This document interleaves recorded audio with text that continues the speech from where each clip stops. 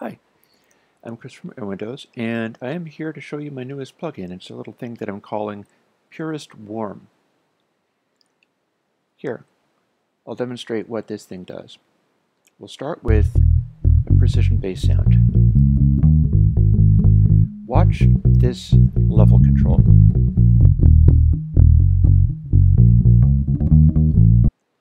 You can see I'm already peaking out at 3.1 dB over full scale, the way I've got the gain set up on this. Now there's a reason for that. When you've got a waveform, as we're seeing here, the waveform is going to distort if it goes beyond the available range either on the top or the bottom. That doesn't necessarily mean you have to distort it the same way both times. What Purest Gain is, PurestWarm, sorry, you're just going to have to deal with me doing this as best I can, because I guess I've been working too hard on this stuff and I'm a little bit scattered. Rather than try to explain it, why don't I just show you?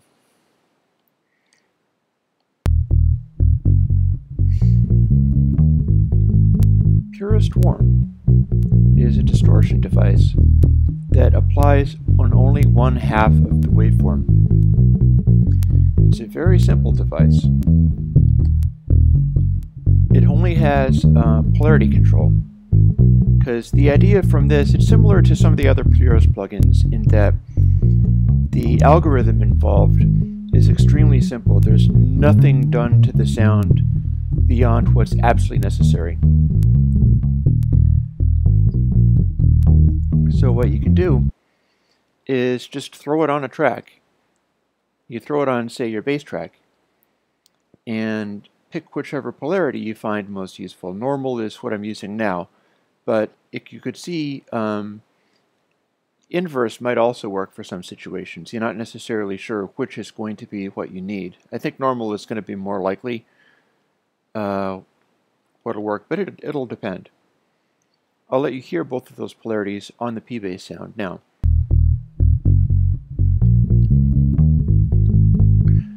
Now that is absorbing some of that lower swing on the waveform, but if I switch it, you'll get a very different kind of tonality.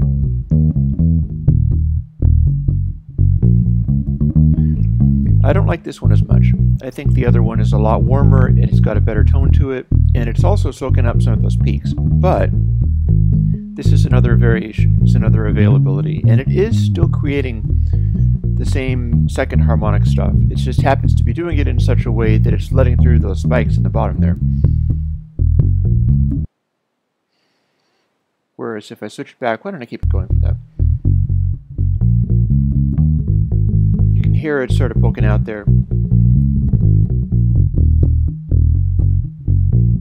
And then we go to the normal setting, and this is, I think it's a more fluid P-bass sound.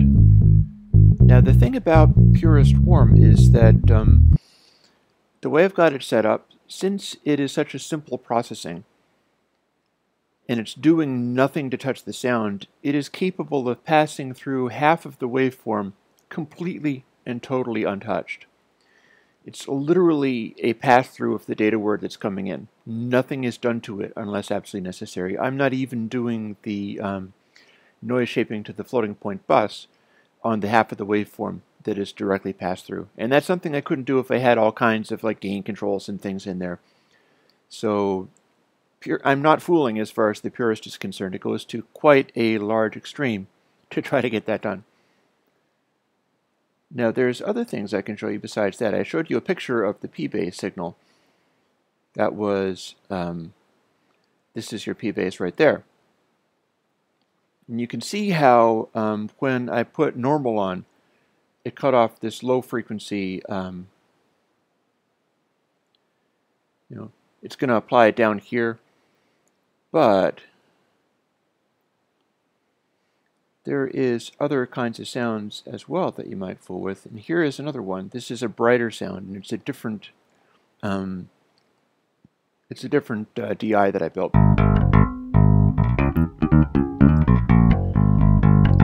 You'll find that it zips around a little bit, but don't mind that. And you can see that it too also is distorting, but you'll find it's distorting differently. I'll turn on PurestWarm.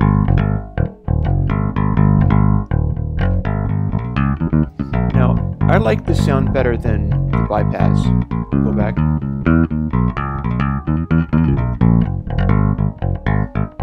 I think that's a good sound. I like the way it sounds, but that is ironically not what is cutting off the peaks there. We're still getting some clipping going on.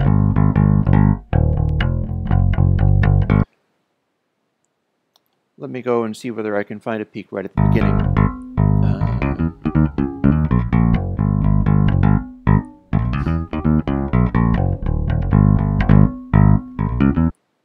Okay, just about 6 or so, I went all the way to a 2.1 over. And that's actually with the bypass, that's with PurestWarm ARM. Let's turn it to inverse and see what we get. 3.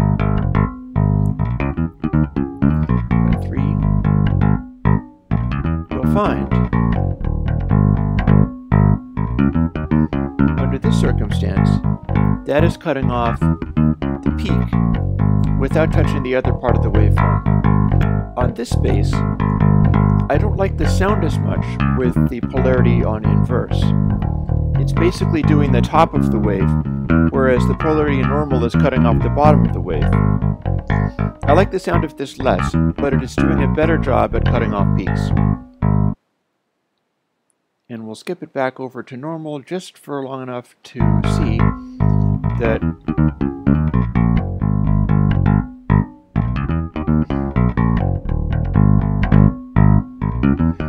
we have those peaks still, but I like the sound of this better. It's going to depend. I mean, you can always just pull it down in the mix and then you'll be fine as far as doing the distortion coming out of the sigil.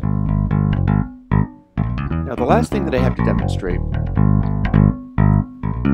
see, we controlled that just fine. The last thing that I have to demonstrate is that you don't necessarily even have to be using a electric or acoustic or anything natural in order to be able to use this. We've got a synthesizer base. This is off of FM8, and what you'll see is that it's not remotely natural sounding, but we can still turn on PurestWarm. Go back to the beginning again. And you'll hear that it does a useful thing to the sound that might come in handy even for your synthesizer bases. Like so. Now that's a lot thicker. Again, it's PurestWarm, it's a lot warmer. It is purely just about nothing but second harmonic.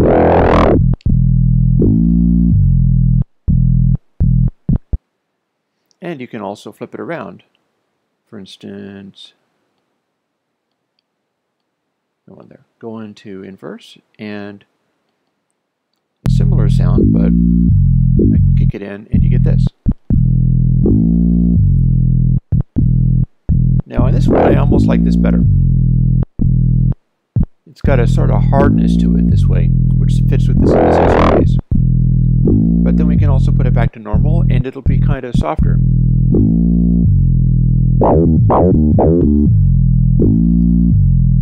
These are some distinctly different sounds out of a single synthesizer base that doesn't have all that variation, all that much variation by itself. I mean, it does. I mean, I programmed the sound, but as far as the basic tone, it's not that different. But when we change it around a little bit,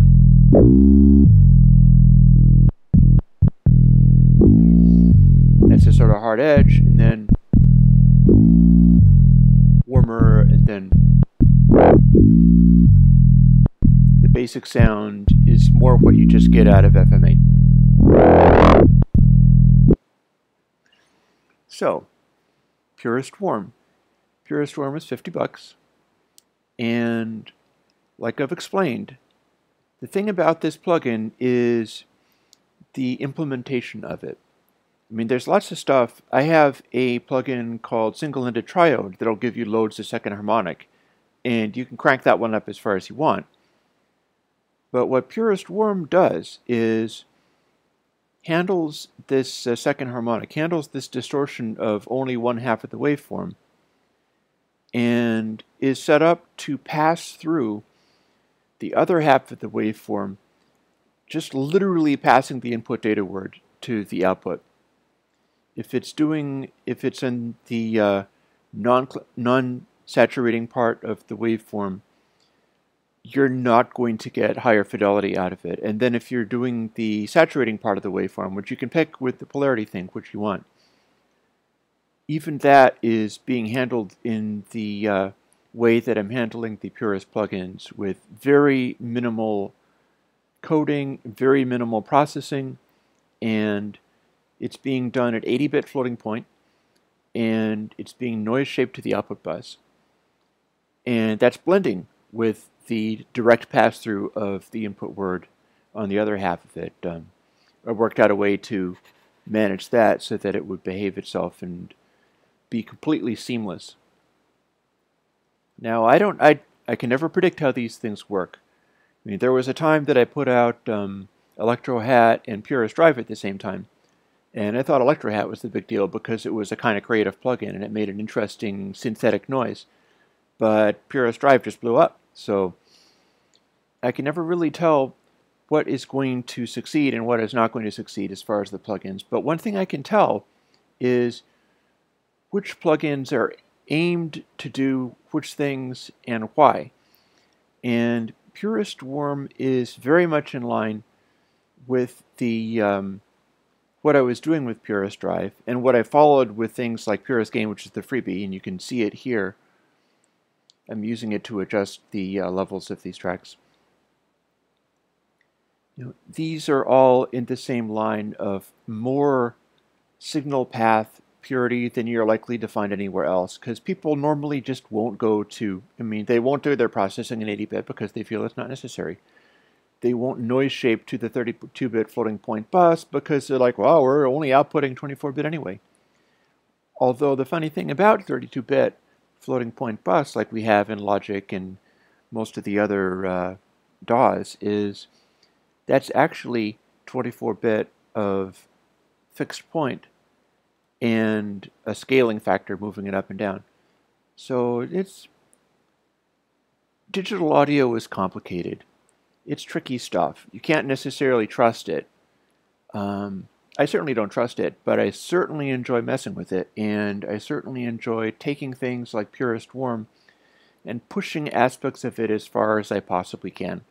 I could not do more than 80-bit floating point calculations because they didn't have a convenient data value to use. If I had something more insane to use, like 128-bit or 256-bit, I probably would have tried it. Not because that's necessarily, that would be a lot of dB down from the, but then 80-bit is also a lot of dB down from 0. And yet, when I started using it in these Purest plugins, people responded to the tone quality of what I was doing. And you could hear the difference when you switch back and forth between, say, Purest Drive and Logic default saturations and stuff, which are probably quite simply coded. They're perfectly normal saturations, but handling it in such a way that you're respecting the data integrity of the input word seems to pay off. I don't know all the answers from this, but PurestWarm is $50. And it is for sale. If you like what it was doing with these basses, or would like to try it on something else, try out the demo, see what it does. And I hope you like it.